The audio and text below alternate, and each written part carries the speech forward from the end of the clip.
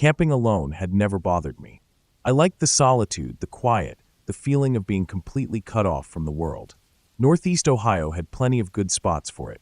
Deep woods, scattered lakes, and not too many people if you knew where to go. This trip was supposed to be a peaceful 3-day escape, just me, my hammock, and the woods. The first 2 nights had been perfect.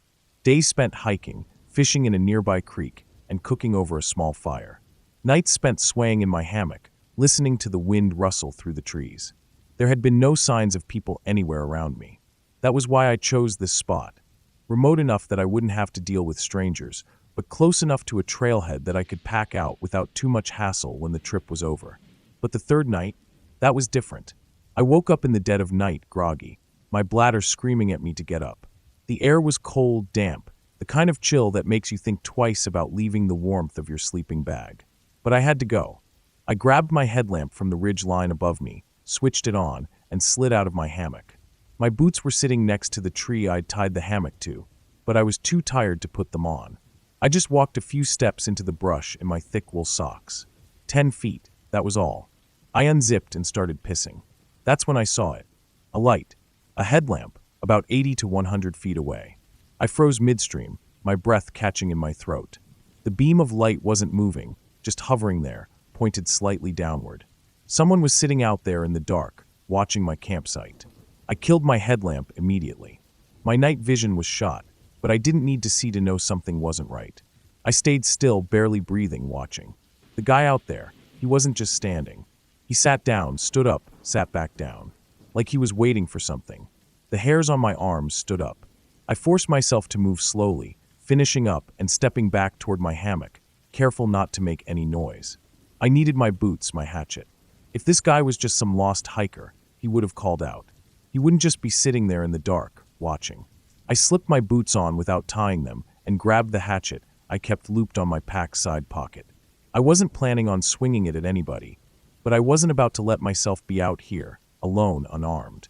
I had 2 choices: stay put and wait, or go find out what the hell this guy was doing. I chose the second option. I kept low, moving to the right of my campsite, careful with every step. The last thing I wanted was to step on a branch and give myself away. The leaves were damp, and that worked to my advantage. I made it about 50 yards from my site, creeping closer to where I had seen the light. My eyes were finally adjusted to the dark now, and I could see the faint glow of his headlamp through the trees. I took another step forward. That's when I saw the second one. Another headlamp. This one was closer, maybe 40 feet away, and it was moving. A person, walking around slowly, scanning the ground with his light. I barely had time to think before I dropped straight to the ground, throwing a few leaves over myself in a quick, desperate attempt to blend in. The second guy walked closer. My heart was slamming in my chest. I could hear the blood rushing in my ears. He got within 10 feet of me, close enough that I could hear his boots crunching over the ground, close enough that I could smell the cigarette smoke clinging to his clothes. He stopped, lit a cigarette, took a long drag, exhaled. Then he popped open a beer, took a few swigs, and just stood there. The glow from his cigarette was the only thing I could see clearly. I held my breath. If he turned his light on me, if he spotted me, hell, I didn't know what would happen. But the way these guys were acting, I knew it wouldn't be good. Minutes passed. He finished his beer, crushed the can in his hand, and tossed it to the ground. Then, finally, he moved away. I stayed put until I was sure he was gone. Then, slowly, I got up and started moving toward the first guy again. I got close enough to hear his phone, the soft buzz of messages coming in. His face glowed faintly in the dark from the screen's light. I took another step. That's when he stood up, and he started walking toward my hammock. I went completely still. I watched him move, slow and deliberate, toward my camp. I didn't follow. Not yet. I waited, crouched low to the ground, listening. Then I heard it. The sound of my tarp ripping. The clatter of my mess kit hitting the ground. Then voices. Where is he? He was just here. I stayed put, heart hammering against my ribs. I saw their flashlights swinging wildly through the trees, scanning, searching. I could hear them going through my stuff, kicking things over, tearing my campsite apart. And then I saw my own flashlight turn on. Click, click, click. They were messing with it, turning it on and off, flashing it through the woods. I didn't move. I just laid there, listening, waiting. My hands were clenched so tight around my hatchet that my fingers hurt. I didn't know what their plan was, but I knew one thing for certain. I wasn't about to walk back into that campsite. I watched as their flashlights started moving away, getting smaller, dimmer. I waited until I was sure they were gone before I even dared to breathe normally again. By the time the sun came up, I made my way back. My entire site was destroyed. My hammock was shredded, my tarp cut to ribbons, the nylon fabric slashed with what looked like a machete. My mess kit had been stomped flat. My backpack, rain gear, and flashlight, gone. I walked to where I had seen the first guy sitting. Empty beer cans, a few chew pouches, an old lighter. Then I went to where the second guy had been standing. Cigarette butts, an empty bag of powder, meth, by the look of it, and a pile of human shit. No toilet paper. I didn't pack up. There was nothing left to pack. I grabbed what little was salvageable, my boots, my hatchet, and I walked out. I don't know what those guys wanted. Maybe they were just tweaking, looking for something to mess with. Maybe they had worse intentions. I don't know. But I do know this. I haven't camped alone since. And I never will again.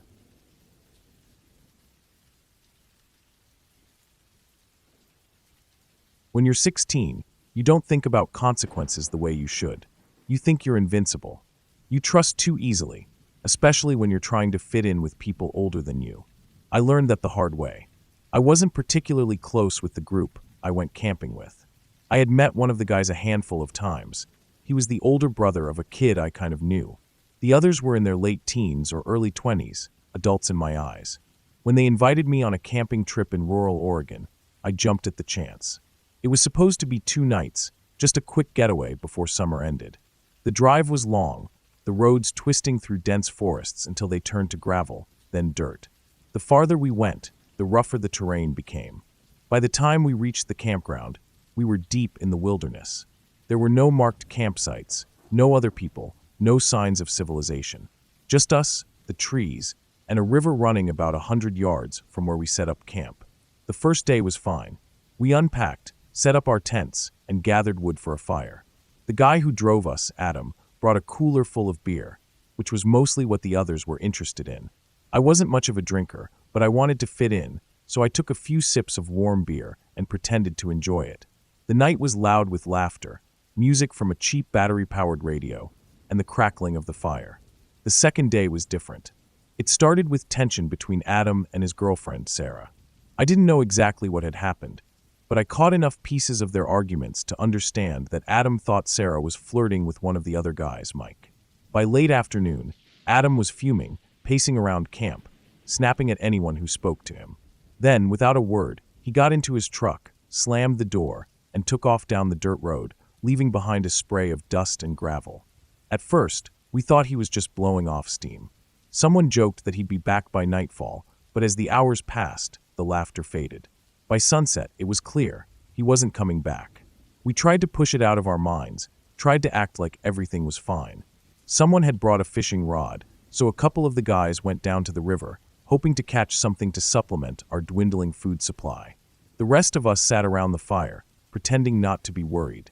Night fell, and still no sign of Adam. We went to bed, telling ourselves that he'd be back in the morning, that he had probably just driven to the nearest town to cool off. Maybe he'd show up with more beer and act like nothing had happened. But morning came, and the truck never returned. By the time the sun was fully up, our situation was clear. We were stranded. No one had a phone. This was the early 2000s, and even if one of us had a cell, there was no chance of getting a signal this deep in the woods. We were at least 10 miles from the nearest paved road, maybe more. None of us knew the exact way back. Adam had been the only one who really knew where we were. Panic started to creep in. Breakfast was the last of our food, some granola bars and a couple of crushed bags of chips. Nobody wanted to admit it out loud, but we were screwed. Some of the guys wanted to hike out right away, to try and find the road. Others argued that it would be safer to stay put and wait. Maybe Adam had told someone where we were. Maybe help would come. So we waited. By nightfall, the fear set in. We were out of food. The firewood was running low. The sounds of the forest, which had seemed peaceful on the first night, now felt menacing. Every crack of a branch, every rustle in the underbrush, made my stomach twist. The darkness felt endless. Sleep didn't come easy. I lay in my tent, staring up at the thin fabric above me, my stomach twisting with hunger and anxiety. The air was cold, damp, and and filled with the sounds of the forest. Owls hooting, leaves rustling, distant howls that could have been coyotes. Sometime in the middle of the night, I heard movement outside my tent. Not an animal, footsteps. I held my breath. The steps were slow, deliberate, moving around the camp. Then something brushed against my tent. I squeezed my eyes shut, too afraid to move. My mind raced.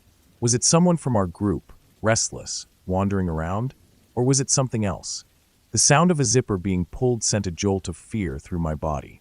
Then, the footsteps retreated. I didn't sleep the rest of the night. Morning came, and with it, a new wave of panic. The argument about whether to leave or stay flared up again, more desperate this time. Some of the group wanted to pack up and start walking. Others were too afraid of getting lost in the wilderness. The hunger was making it harder to think straight. Then, finally, salvation. A family arrived. They rolled in late in the morning, their car kicking up dust as it pulled into the clearing. A dad, a mom, and 2 kids. They looked surprised to see us, probably because this place was so remote. I will never forget the relief that flooded through me. After some frantic explanations, the dad agreed to drive a few of us to the nearest town. I was one of the first to pile into the car. I barely even looked back at the others as we pulled away. The drive felt like forever, but when we finally rolled into town and found a payphone, I knew we were safe. Calls were made, and within a few hours, people were on their way to get us. I never spoke to anyone from that trip again. I never wanted to. That experience changed me. It taught me that trust is fragile, that people will leave you behind without a second thought. And it taught me something else. The woods are indifferent. They don't care if you're lost, hungry, or scared. They will swallow you whole if you let them.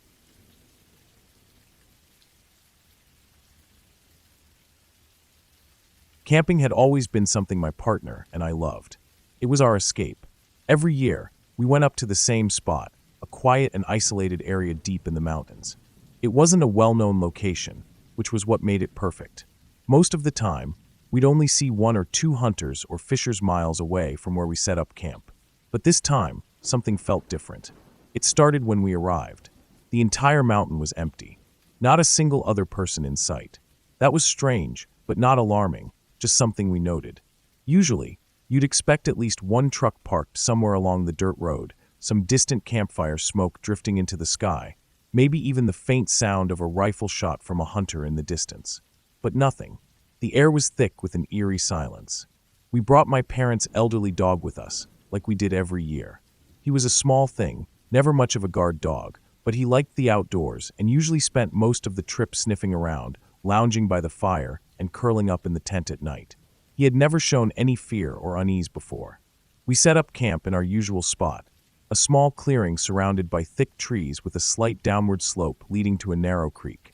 The routine was familiar: unloading the truck, setting up the tent, gathering firewood. The sun was still high when we finished, so we scouted the area like we always did, walking along the nearby trails to get a feel for our surroundings. We saw no signs of recent human activity. No footprints, no discarded fishing lines, no bullet casings. It was as if no one had been up here in months. As night fell, we settled around the fire, eating and drinking, enjoying the stillness of the wilderness. The only sounds were the occasional crackle of the fire, the chirping of crickets, and the rustling of leaves in the breeze. It was peaceful, almost too peaceful. The kind of quiet that makes you feel like something is watching. Then the dog started acting strange. Normally, he would lay by our feet, content to soak in the warmth of the fire. But tonight, he was restless. His ears were perked, nose twitching. He kept staring toward the tree line, sniffing the air, his body tense. At first, we brushed it off. Maybe he smelled a rabbit or a raccoon. But as the night went on, his unease only grew. We climbed into the tent, leaving the mesh flap unzipped for ventilation. The air was warm, and we wanted to let the breeze in. But the dog refused to settle. He sat near the opening, staring out into the darkness, completely focused on something we couldn't see. His body was stiff, his breathing shallow. Then, without warning, he let out a deep, low growl. That was enough to make us get up and check. We grabbed a flashlight and scanned the tree line, but there was nothing. No movement, no glowing eyes reflecting in the light. Just trees and darkness. But the dog didn't relax. We decided to sit by the fire for a little while longer, thinking maybe it would calm him down. That's when he started snarling, his hackles raised, staring fixedly at the same spot in the woods. His growls turned into sharp, aggressive barks, the kind of sound a dog makes when it feels truly threatened. At this point, every hair on my body was standing on end. We weren't new to camping. We knew the dangers out here: bears, cougars, wolves. But the way the dog was reacting wasn't like anything we had seen before. It wasn't just alertness, it was full-blown fear. We grabbed our hunting knife and axe, listening intently. The silence was heavy, pressing down on us. Then, just as we started thinking we might be overreacting, we heard it. A branch snapping. It wasn't the sound of a small twig breaking underfoot. It was loud, heavy, like something big had stepped down hard, just a few feet beyond the glow of our fire. We froze. The dog went rigid, teeth bared, a deep snarl rumbling in his throat. Another snap. Closer this time. That was enough. We grabbed the dog and bolted for the truck. Slamming the doors shut, we locked them, sitting in the dark cab with our hearts pounding, eyes scanning the campsite. The fire still flickered, casting long, shifting shadows across the trees. But we couldn't see anything. We sat there for what felt like hours, muscles tense, barely breathing. The dog eventually curled up in the back seat, still alert but no longer growling. Whatever was out there had either moved on or was waiting. After what seemed like an eternity, we decided to step back outside, keeping the truck close. We repositioned ourselves in front of the fire, gripping our weapons tightly. For a while, nothing happened. The dog seemed calmer. Maybe it was gone. Then, another snap. But this time, it wasn't a branch. It was louder, sharper. The unmistakable sound of something heavy moving through the underbrush, only 10 feet away. We didn't hesitate. We grabbed the dog, jumped into the truck, and started the engine. The headlights cut through the darkness, illuminating the campsite and the dense trees beyond. But there was nothing there. No movement. No glowing eyes. Just emptiness. We drove. Fast. The rough dirt road jostled the truck, but we didn't slow down. I kept glancing in the side mirror, half expecting to see something burst from the trees and chase us down the mountain. But nothing came. When we finally reached civilization, we felt the tension begin to lift, but the unease remained. We told my partner's parents what happened. They laughed, called us paranoid, mocked us for running away from the unknown. But we knew what we heard. Something was there, watching us, stalking us. Maybe it was a cougar, waiting for the right moment to strike. Maybe it was wolves, lurking just beyond the fire's glow, testing our defenses. Maybe it was something else, something that had no fear of humans, something that knew how to stay hidden. Whatever it was, we weren't going to wait around to find out. And we sure as hell weren't going back.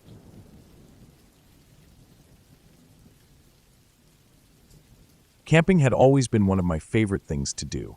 There was something about being out in the woods, away from the noise of everyday life, that made me feel completely at peace. My best friend and I had been planning this trip for weeks. We were young, 17 and 18, but we'd both grown up around the outdoors, and we knew how to handle ourselves. We picked a campground that was a little off the beaten path, one we had been to before. It wasn't the kind of place you'd find packed with tourists or families with screaming kids. It was quiet, tucked away in a heavily wooded area with a small lake nearby. Most people stuck to the main camping spots closer to the entrance, but we decided to go farther back, where no one else had set up. We wanted privacy, and we got it, at least for a little while. We arrived in the afternoon, the sun still high, casting warm golden light through the trees. It was perfect. The air smelled fresh, a mix of pine and earth. Birds flitted between the branches, their songs the only sounds besides the occasional rustling of leaves in the breeze. Setting up was easy. We had a small tent, just big enough for the two of us. We arranged our sleeping bags inside, stacked our firewood, and placed the cooler by the fire pit. Everything felt calm and safe. It was exactly what we had wanted, a simple, peaceful night in the woods. For the first couple of hours, it was just us. We built a fire, cooked some food, and sat talking as the sky darkened, turning deep shades of orange and pink before fading to black. The stars came out, scattered thick across the sky. It was beautiful. Then, just as we were getting comfortable, we heard the low rumble of engines. Headlights cut through the trees as two massive trailers pulled into the campground.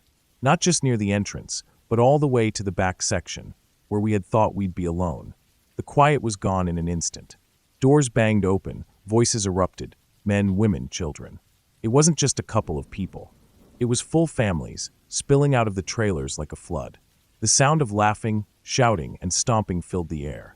Kids ran wild, their high-pitched squeals bouncing off the trees. It wasn't just the noise that unsettled me. It was the way it changed the whole feel of the place. What had been peaceful and secluded was now crowded and chaotic. The quiet safety we had felt was gone. We tried to ignore it. We sat by our fire, talking in low voices, trying to pretend we weren't surrounded by strangers. But it was impossible.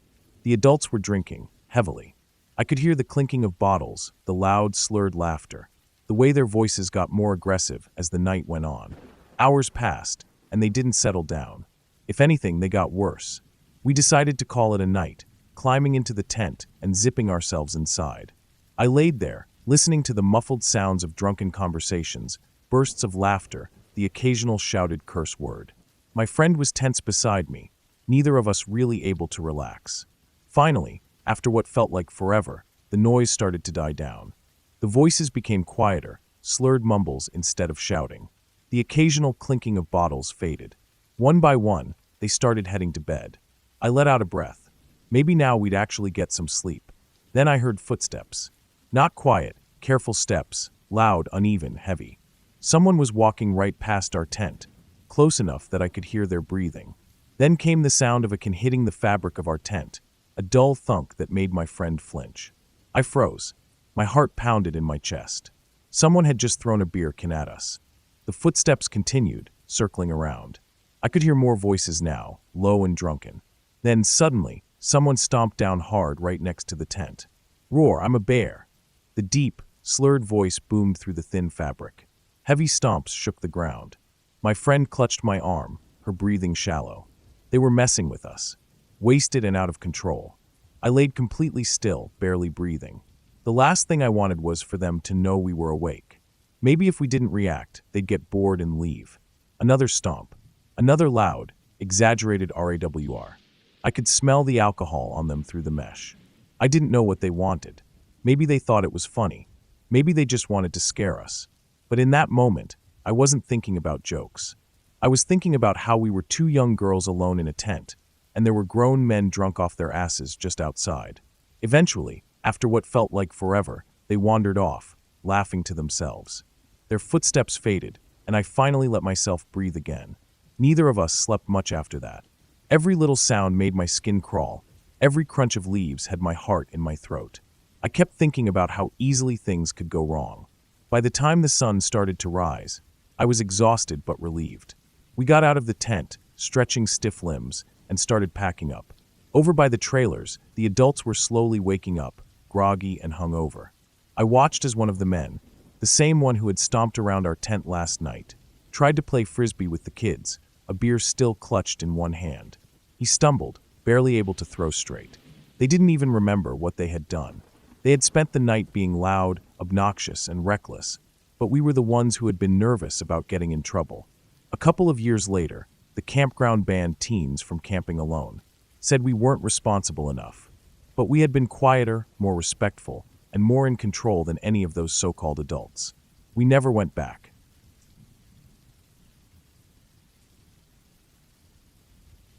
I've always loved the outdoors.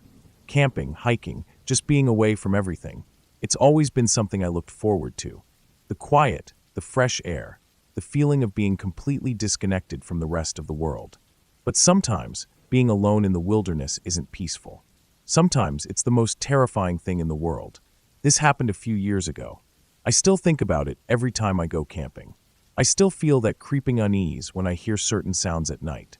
I had decided to do a solo camping trip. It wasn't my first time camping alone. I knew how to handle myself. I was careful. I followed all the basic rules. Let someone know where I was going, packed enough supplies, made sure I had a way to get help if I needed it. I wasn't being reckless. The spot I picked was deep in a national forest, a place I had been to before. It wasn't a designated campground, just a clearing I had found off a dirt road a few miles from the main hiking trails. The kind of place where no one would just stumble upon you. That was the point. I wanted to be alone. I got there in the late afternoon, the sun still high in the sky. The place was perfect. A small clearing surrounded by dense trees, a little stream nearby, soft ground for the tent. No signs of other campers. No trash, no fire pits, nothing. Completely untouched. I set up quickly, pitching my tent, gathering firewood, making sure everything was in order before the sun started going down. The routine was familiar. The motions were comforting. I built a fire as the sky turned orange, cooked a simple meal, and sat back to enjoy the quiet. And it was quiet, not in a peaceful way, in a way that made the hair on the back of my neck stand up. There were no sounds of birds, no rustling in the bushes, no distant animal calls. Just silence. At first, I ignored it. The fire crackled. The warmth of it on my skin made me feel safe. I told myself the quiet was normal, that maybe the animals just weren't close by. Then I heard the first sound, a branch breaking. It wasn't loud, but in that silence, it might as well have been a gunshot. I froze, staring into the trees. Nothing moved. The firelight only reached so far, casting flickering shadows that made the forest seem even darker. I told myself it was an animal. A deer, maybe. A raccoon. Something small. But it wasn't just one sound. A few minutes later, another crack. Closer this time. Then another. Something was moving through the trees. Slowly. Deliberately. I felt my stomach tighten. I was used to the woods, used to the sounds of nature. This wasn't the random rustling of an animal foraging. This was different. I stood up, scanning the darkness. My flashlight was in the tent. I cursed myself for not keeping it closer. The fire wasn't enough to see beyond the immediate clearing. I grabbed the biggest piece of firewood I could find and threw it into the trees. It landed with a thud, breaking twigs, stirring up leaves. Then silence again. Whatever was out there, it had stopped moving. I sat back down, forcing myself to stay calm. My brain kept trying to rationalize it. Maybe it was an animal. Maybe it was nothing. I ate the rest of my food slowly, listening. My ears strained for any sound. Nothing. After a while, I started to relax again. The fire had burned down a bit, just glowing embers now. It was getting late. I decided to call it a night. I put out the fire, making sure it was completely dead. The darkness around me felt heavier without it. Inside the tent, I zipped myself in, checked my knife, my bear spray, my phone. No signal, of course. That was expected. I told myself I was being paranoid. I laid down, closed my eyes, forced myself to breathe slow and steady. I don't know how long I slept before the sound woke me up. It was close. Breathing. Right outside my tent. Not animal breathing. Not the sniffing of a curious raccoon or the huff of a passing deer. It was human. Slow, deep, steady. I stopped breathing. My body went completely still. My ears strained. Every hair on my body standing up. The breathing didn't move. It just stayed there. Right outside the thin layer of fabric separating me from whoever, or whatever, was out there. I reached for my knife, gripping it tight. My heart pounded so hard I thought whoever was outside would hear it. I stayed like that, frozen, for what felt like hours. Then slowly the breathing changed. It became softer, fainter. Then it was gone. I didn't move. I couldn't. I just laid there, listening to the silence, waiting. Nothing. Minutes passed. Maybe an hour. My whole body ached from how tense I was. Finally, I forced myself to move. I didn't unzip the tent. Didn't make a sound. Just listened. Then footsteps. Soft, slow. Walking away. I didn't sleep for the rest of the night. I stayed there, knife in hand, heart pounding. When the first light of dawn finally crept through the trees, I unzipped the tent slowly, carefully. The clearing looked the same. Nothing out of place. No footprints, no signs that anyone had been there. But I knew. I packed up fast. Threw everything in my backpack, barely even taking the time to fold my tent properly. I didn't care. I just wanted to be gone.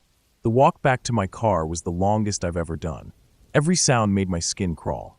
I kept checking over my shoulder, expecting to see someone following me. But there was nothing. I made it to my car, threw my gear in the back, locked the doors the second I was inside. I sat there for a long time before starting the engine, hands gripping the wheel so hard my knuckles were white. I don't know who was out there that night. I don't know what they wanted, but I know one thing for sure. I wasn't alone.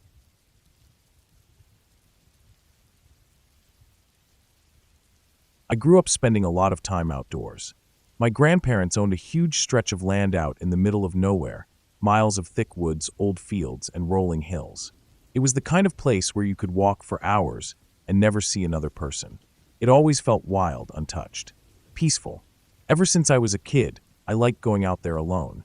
I'd find a spot, build a small shelter, and camp for the night. No tent, no real gear beyond what I could carry in a small pack. Just me, the trees, and the sounds of the woods. My dad had told me once that there had been an old farmstead somewhere nearby, but I never really thought much about it. I figured it was long gone, just a rumor. The land was empty now. No houses, no old barns, nothing left standing. Just trees and silence. One summer, I decided to head out for a night on my own. I had done it plenty of times before. I didn't tell anyone exactly where I was going, just that I'd be back the next day. I had my knife, a small hatchet, some water, and a light blanket. That was all I needed. I hiked deep into the woods, further than usual. I wanted to find a new spot, somewhere untouched. It took a while, but I eventually found the perfect place. A small clearing nestled between a few tall trees. The ground was soft, covered in thick leaves. It felt right. I spent a few hours gathering branches, cutting small limbs, and weaving them together to make a half-face brush shelter. It was simple, just enough to block the wind and keep me hidden. Once it was done, I built a small fire, ate a little food, and sat back to enjoy the quiet. The woods at night are different. The sounds change. The air feels heavier. Even when you're used to it, there's always that little sliver of unease in the back of your mind. You feel watched, even when you know you're alone. But nothing happened that night. It was early morning when I started to wake up. The sun was just beginning to rise, the air still cool. I wasn't fully awake yet, just drifting in and out, my mind foggy. I had pulled my blanket over my face, just enough to block the light. It was thin, though. I could still see through it a little, just shadows and shapes. And that's when I saw them. Two figures standing just outside my shelter. I couldn't make out their faces, just the shape of them. Tall, motionless. The hats they wore were wide-brimmed, old-fashioned. Not cowboy hats, something older, like the kind settlers used to wear. They weren't moving, just standing there, staring. My body went cold. I stayed completely still, my breathing shallow. I told myself I was dreaming, that I was still half asleep. But something felt wrong. I could see the faint outline of their shoulders, the way their arms hung at their sides. Solid. Real. My heart started pounding. I didn't want to move, didn't want to breathe too loud. I lay there, frozen, trying to convince myself it wasn't real. Then, in a split second, I yanked the blanket down. Nothing. The clearing was empty. The trees stood silent. The air was still. I sat up fast, my hands shaking. I scanned the tree line, searching for any sign that someone had been there. Footsteps. Broken branches. Anything. There was nothing. Just the early morning light cutting through the trees. The same clearing I had fallen asleep in. I forced myself to calm down. It had to have been a dream, some leftover image from sleep bleeding into reality. That was the only thing that made sense. But I didn't feel right. I packed up fast, kicked dirt over the fire pit, grabbed my gear, and started hiking back. My skin felt tight, my stomach twisted. I kept glancing over my shoulder, half expecting to see something behind me. I never did. I made it back to my grandparents' house without issue. Didn't tell anyone what happened. I didn't want to sound crazy. It was probably nothing, just a dream. At least, that's what I tell myself.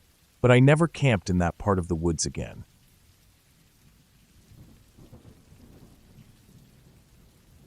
I've always loved solo camping. There's something about being completely alone in the woods that makes me feel free. No distractions, no noise from the world, just nature and me. I know a lot of people are scared of being alone in the woods, but I always felt comfortable. Until this trip. This was the first time I ever felt truly afraid out there. I had driven about 2 hours from the nearest town to a remote national forest. No official campsites, no trails, just deep woods. I parked my truck on the side of an old dirt road, grabbed my gear, and hiked in. I walked for over an hour, making sure I was far from any roads. I didn't want to run into anyone. That was the whole point, to be alone. After a while, I found a good spot. A small clearing next to a creek, surrounded by thick trees. It was perfect. I dropped my pack, took a deep breath, and smiled. This was exactly where I wanted to be. I got to work setting up my camp. First, I pitched my tent near the tree line, where the ground was soft. Then, I gathered some dry wood and built a small fire pit. The sun was still high, but I liked getting everything ready early. After everything was set up, I took a quick walk around the area. I like to check my surroundings whenever I camp. It helps me get a feel for the land, and I also keep an eye out for anything unusual, old trails, animal tracks, anything that might tell me who or what comes through the area. Nothing seemed off, just a peaceful, untouched part of the forest. By the time I got back to camp, the sun was starting to dip behind the trees. The air was cooling, and I decided it was time to start a fire. I struck a match, let the flames catch, and before long, I had a good fire going. I sat by the fire, cooked a simple meal, and listened to the sounds of the forest. Birds were settling in for the night, the wind rustled through the trees, and the creek bubbled softly nearby. It was peaceful, at least at first. At some point, as I sat by the fire, I got this weird feeling. I can't explain it, but I suddenly felt like I was being watched. I turned and scanned the trees, but there was nothing there. Just darkness beyond the firelight. I told myself it was nothing. Maybe my mind was playing tricks on me. Maybe I was just too aware of being alone. But the feeling didn't go away. I tried to ignore it. I focused on the fire, poked at the burning wood with a stick, listened to the sound of the flames. But every few minutes, I'd feel it again, that creeping sensation that someone was there. I finally stood up and grabbed my flashlight. I aimed it into the trees and slowly scanned the area. Nothing. Just trees and darkness. I exhaled, feeling silly. I was psyching myself out over nothing. Still, I couldn't shake that unease. I decided to call it a night. I put out the fire, climbed into my tent, and zipped it shut. I don't know what time it was when I woke up. The fire was out. The tent was completely dark. Everything was silent. But then I heard it. Crunch. A single step. Leaves shifting. Close. My body went stiff. Then another step. Crunch. It wasn't an animal. It wasn't a raccoon or a deer. The steps were too heavy. Two-legged. Someone was walking around my tent. My heartbeat pounded in my ears. I reached for my knife, gripping it tight. The footsteps moved slowly, circling my tent. Crunch, crunch, crunch.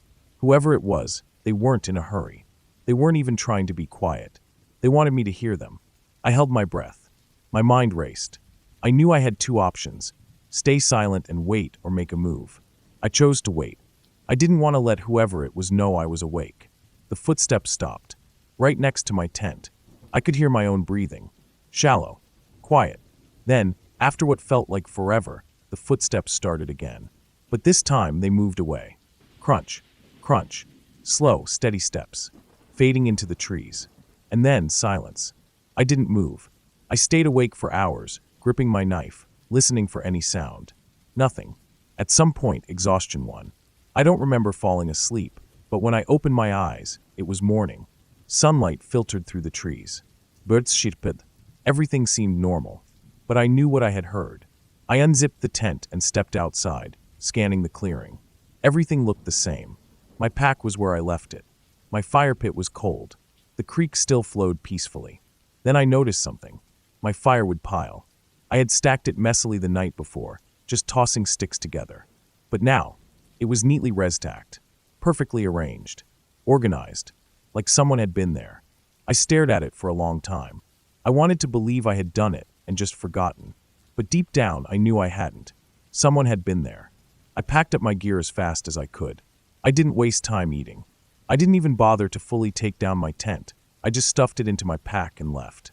I hiked back toward my truck, checking behind me every few minutes. I didn't see anyone. I didn't hear anything. But I felt it. I wasn't alone. Even after I got to my truck and drove away, I couldn't shake the feeling. I don't know who or what was out there that night, and I don't want to find out. I've been camping alone for years, but after that trip, something changed. I still go camping. I still love the woods, but now I'm always aware. I always listen. Because out there, in the middle of nowhere, you're never truly alone.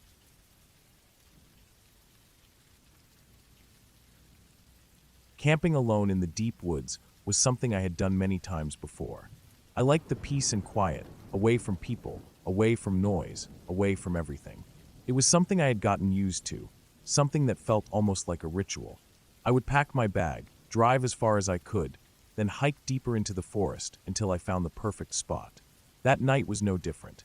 I had chosen a small clearing by a slow-moving creek. The trees stood tall and thick around the edges, their dark silhouettes blending into the night sky. The place felt secluded, untouched. Exactly how I liked it. By the time I set up my tent and gathered some firewood, the sun was already sinking below the trees.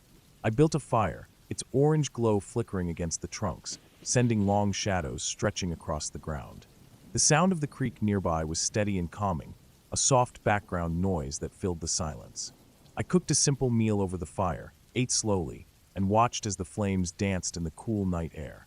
The woods around me were alive with the usual sounds: crickets chirping, the occasional rustle of a small animal moving through the underbrush, the hoot of an owl somewhere in the distance. It was peaceful. After a while, I felt tired. I put out most of the fire, leaving only a few glowing embers, then crawled into my tent. Lying on my sleeping bag, I listened to the sounds of the night, letting them lull me to sleep. That's when I heard it, a sound that didn't belong. Footsteps. Slow, heavy, deliberate. Not the quick, light movements of a deer or the scurrying of a raccoon. Two-legged. Human. I froze, my breath catching in my throat. The steps were coming from just beyond my tent, moving through the undergrowth. The crunch of leaves. The snap of a twig. Each sound deliberate, controlled, careful. I strained to hear more, my heart hammering. The steps circled my tent. I reached slowly for the knife I always kept nearby, my fingers wrapping around the handle. I held my breath, waiting, listening. The footsteps moved again, closer. Then they stopped. Silence. The kind of silence that feels too heavy, too thick. The crickets had gone quiet. The usual rustling of the night had stilled. It was just me and the sound of my own breathing. I wanted to look. I wanted to unzip the tent and shine my flashlight outside. But I didn't. Something about this felt wrong. I lay there, gripping my knife, my muscles tense. Then nothing. Minutes passed. Maybe an hour. I wasn't sure. I kept listening, waiting for something, anything. But the footsteps didn't come back. Eventually, exhaustion took over. My body was too tired to stay awake, even with fear pressing down on me. I don't remember falling asleep, but at some point I must have. I woke up to the first light of dawn filtering through the tent. Birds were singing again, the normal morning sounds of the forest returning. For a moment, I just lay there, my mind foggy with sleep. Then I remembered. The footsteps. I sat up quickly, unzipped my tent, and stepped outside. The morning air was crisp and cool, the sky tinged with the soft colors of sunrise.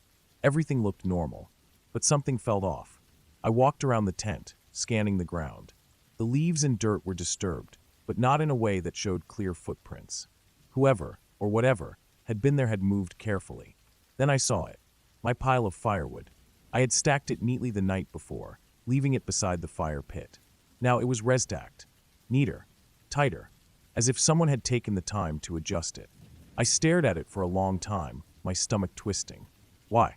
Why would someone come to my camp in the middle of the night, walk around my tent, and then fix my firewood pile? I felt exposed, like I had been watched. I didn't waste any more time. I packed up my gear quickly, shoving everything into my backpack with shaking hands.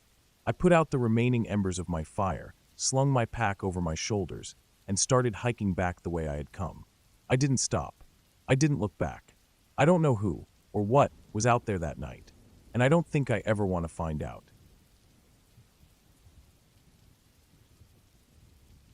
There was a kind of peace that came with being deep in the woods, far from everything. No noise, no stress, no people, just me, my tent, and the wild. That's why I picked a remote spot in northern Montana, far from any roads or established campsites. It was late September, the kind of time when the air was crisp but not too cold, and the trees were turning beautiful shades of red and orange. I had hiked in earlier that morning, following an old trail that was barely used. The nearest road was at least 15 miles away, and I hadn't seen another soul all day. By the time I set up camp near a small clearing, the sun was already low in the sky. The place was perfect, flat ground, a good spot for my tent, and plenty of wood nearby for a fire. I spent the rest of the daylight hours collecting firewood, making sure I had enough to last through the night. When darkness fell, I lit the fire and cooked a simple meal: some canned beans and a few strips of beef jerky. I ate slowly, enjoying the silence, the way the fire crackled and sent little sparks up into the night sky. It felt good to be out there, completely alone. Or so I thought. It must have been around 9:30 p.m. when I first noticed it. I was leaning back in my camping chair, staring into the fire, when I had this sudden feeling that I wasn't alone. It was the kind of feeling that creeps up on you, like the air around you has changed, like something is watching. I looked up and scanned the tree line. At first, I saw nothing. Just dark trees, their leaves rustling slightly in the wind. But then, just beyond the reach of my firelight, I saw it. A figure. A man. He was standing completely still at the edge of the trees, just far enough away that I couldn't make out any details. But he was there, I was sure of it. I sat up straight, my heart suddenly pounding. "Hello," I called out, my voice steady but cautious. No response. The figure didn't move. He just stood there, watching. I reached for my flashlight, my fingers fumbling a little as I clicked it on and pointed it toward the trees. The beam of light cut through the darkness, but the moment it hit the spot where the figure had been, he was gone. I felt a cold shiver run down my spine. I told myself it was nothing. Maybe I had imagined it. Maybe it was just a trick of the light, the way the shadows played against the trees. But deep down, I knew that wasn't true. I poked at the fire, making the flames jump higher, pushing back the darkness as much as I could. I sat there for a long time, listening, waiting. Nothing. Eventually, I convinced myself it was just my mind playing tricks on me. Maybe I was just spooked by the isolation. Maybe I was just tired. I decided to stay up a little longer, just in case. An hour passed. Maybe 2. The fire had burned down to glowing embers, and I was starting to feel the weight of sleep pulling at me. The woods were silent, except for the occasional rustling of leaves in the wind. Then, just as I was about to call it a night, I saw it again. Movement. This time, the figure was closer. He was crouched low behind a fallen log, maybe 10 feet from me. His body was just barely visible in the dim light from the fire. My breath caught in my throat. I grabbed my flashlight again and aimed it at the log. Nothing. The space where he had been was empty. Just dirt, leaves, and the old rotting log. But I knew what I had seen. I swallowed hard, my heart hammering. Something wasn't right. Someone was out there, watching me, moving closer. I stood up, gripping the flashlight tightly, scanning the area around my campsite. Every shadow seemed darker. Every tree seemed like it was hiding something. I thought about packing up and leaving right then and there, but hiking out in the middle of the night didn't seem like a good idea either. If I panicked and got lost, I'd be in even more danger. So I did the only thing I could think of. I built up the fire again, making it as bright and as big as I could. And then I waited. The hours passed slowly. Every little sound made my heart jump. The snap of a twig, the rustle of leaves, the whisper of the wind through the trees. I kept my flashlight on, scanning the darkness every few minutes, trying to catch another glimpse of him. But I never did. Still, I knew he was there. I could feel it. At some point, exhaustion started to creep in. My eyes were heavy, my body sore from sitting so tense for so long. But I refused to sleep. Around 4 a.m., I finally made a decision. As soon as the sky started to lighten, I was leaving. I didn't care about packing up properly. I didn't care about leaving my camping gear behind. I just wanted to get out of there. The fire was starting to die again, but I didn't care anymore. I just sat there, gripping my knife, waiting for dawn. As soon as I saw the first hint of daylight filtering through the trees, I moved. I grabbed my backpack, shoved a few things inside, and left everything else behind. My tent, my cooking gear, even my chair. I didn't look back. I walked fast, almost jogging, my eyes darting from side to side, my ears straining for any sound. And then, just as I reached the edge of the clearing, I made the mistake of glancing over my shoulder one last time. He was there, standing in the exact same spot as before, still watching me. But this time, I saw his face. And what I saw still haunts me. His skin was pale, almost gray, his eyes dark and hollow. His clothes were ragged, torn in places. But the worst part? The way he smiled. It wasn't a normal smile. It was stretched too wide, unnatural, as if his face didn't quite know how to make the right expression. And then, he took a step toward me. That was it. I ran. I ran faster than I ever have in my life, crashing through the trees, not caring about the noise I made. I didn't stop. I didn't look back again. I ran until I couldn't breathe, until my legs burned, until I finally saw the distant shimmer of my car parked at the trailhead. I didn't stop running until I was inside, the doors locked, my hands shaking as I fumbled with the keys. I drove away as fast as I could. I never went back to that campsite. I never told anyone about what happened, not really. I mentioned seeing something weird out there, but I left out the worst details. Who was he? How long had he been watching me? What would have happened if I had stayed just a little longer? I don't know, and I don't want to know. But one thing is for sure. I'll never camp alone again.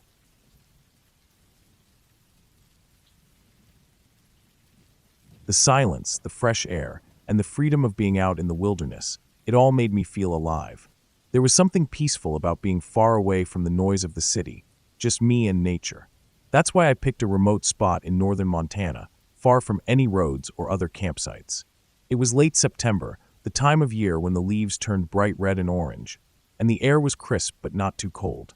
I had hiked deep into the forest earlier that morning, following an old, barely visible trail. The nearest road was at least 15 miles away, and I hadn't seen another person all day. By the time I set up camp near a small clearing, the sun was already sinking behind the trees. It was a perfect place, flat ground, plenty of wood for a fire, and a small stream nearby for water. I spent the last bit of daylight collecting firewood, making sure I had enough to last through the night. When darkness fell, I lit the fire and cooked a simple meal, some canned beans and a few strips of beef jerky. I ate slowly, enjoying the warmth of the flames and the quiet of the forest. It was peaceful. At least, it was at first. It must have been around 9:30 p.m. when I first felt it. That strange feeling, like I wasn't alone. I was leaning back in my camping chair, staring into the fire, when a chill ran down my spine. It wasn't from the cold. It was something else. A deep, instinctive feeling. The kind that makes the hairs on the back of your neck stand up. I slowly looked up and scanned the treeline. At first, I saw nothing. Just darkness and the shadows of trees swaying slightly in the wind. Then I saw it. A figure. Standing completely still at the edge of the light.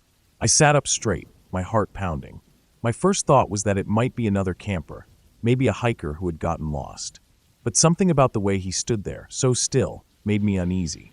"Hello," I called out, trying to sound calm. No response. The figure didn't move. He just stood there, watching. I reached for my flashlight, my fingers shaking slightly. I clicked it on and aimed it at the trees. The moment the light hit the spot where the figure had been, he was gone. Vanished. I felt a cold wave of fear wash over me. Had I imagined it? Was it just a shadow? I told myself that's all it was. Just a trick of the firelight.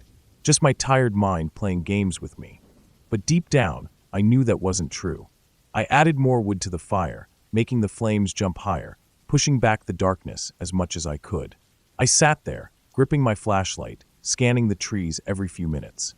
For a long time, nothing happened. Eventually, I convinced myself I had imagined it. Maybe I was just spooked by the isolation. Maybe I was overreacting. I decided to stay up a little longer, just in case. An hour passed. Maybe two. The fire had burned down to glowing embers, and my eyes were heavy with sleep. The woods were silent, except for the occasional rustling of leaves in the wind. Then I saw it again. Movement. My stomach twisted into a knot. This time, the figure was closer. He was crouched low behind a fallen log, maybe 10 feet from me. I could barely make out his shape in the dim light from the fire. I grabbed my flashlight again and aimed it at the log. Nothing. Just an empty space. No person. No movement. But I knew I had seen him. My breathing was shaky now. My pulse pounded in my ears. I wasn't alone out here. Someone was watching me. Someone was moving closer. I stood up slowly, gripping the flashlight like a weapon, scanning the trees. My mind raced. Was it a hunter? A lost hiker? A dangerous stranger? I thought about packing up and leaving right then and there. But hiking out in the middle of the night didn't seem like a good idea either. If I panicked and got lost, I'd be in even more danger. So I did the only thing I could think of. I built up the fire again, making it as bright and as big as possible. And then I waited. The hours dragged on. Every little sound made me jump. The snap of a twig, the rustle of leaves, the whisper of the wind through the trees. I kept scanning the darkness, trying to catch another glimpse of him. But I never saw him again. Still, I knew he was there. I could feel it. At some point, exhaustion crept in. My body was stiff from sitting so tense for so long. My eyelids felt heavy, but I refused to sleep. I checked my watch. Almost 4 a.m. That's when I made up my mind. As soon as the sky started to lighten, I was leaving. I didn't care about packing up properly. I didn't care about leaving my camping gear behind. I just wanted to get out of there. The fire was dying again, but I didn't care. I just sat there, gripping my knife, waiting for dawn. As soon as I saw the first hint of daylight filtering through the trees, I moved. I grabbed my backpack, shoved a few things inside, and left everything else behind: my tent, my cooking gear, even my chair. I didn't look back. I walked fast, almost jogging, my eyes darting from side to side, my ears straining for any sound. And then, just as I reached the edge of the clearing, I made the mistake of glancing over my shoulder one last time. He was there, standing in the exact same spot as before, still watching me. But this time I saw his face, and what I saw still haunts me. His skin was pale, almost gray. His eyes were dark and hollow, empty of any emotion. His clothes were ragged, torn in places. But the worst part was his smile. It wasn't a normal smile. It was stretched too wide, unnatural, as if his face didn't quite know how to make the right expression. And then, he took a step toward me. That was it. I ran. I ran faster than I ever have in my life, crashing through the trees, not caring about the noise I made. I didn't stop. I didn't look back again. I ran until I saw the distant shimmer of my car parked at the trailhead. I didn't stop running until I was inside, the doors locked, my hands shaking as I fumbled with the keys. I drove away as fast as I could. I never went back to that campsite. I never told anyone about what happened, not really. I mentioned seeing something weird out there, but I left out the worst details. Who was he? How long had he been watching me? What would have happened if I had stayed just a little longer? I don't know, and I don't want to know. But one thing is for sure. I'll never camp alone again.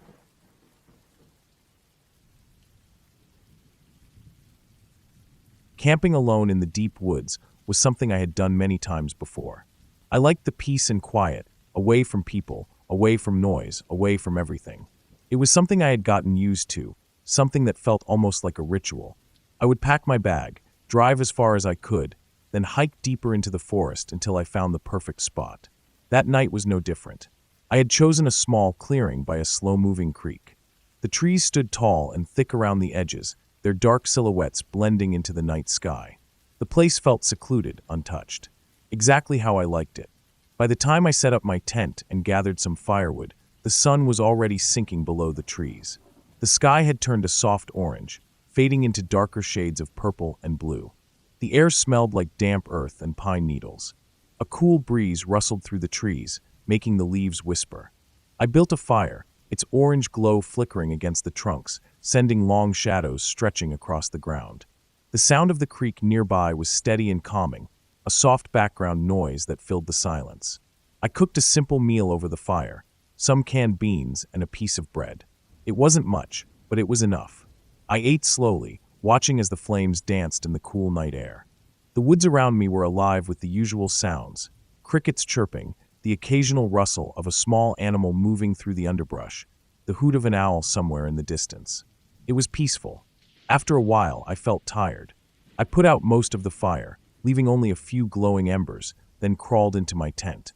Lying on my sleeping bag, I listened to the sounds of the night, letting them lull me to sleep. That's when I heard it. A sound that didn't belong.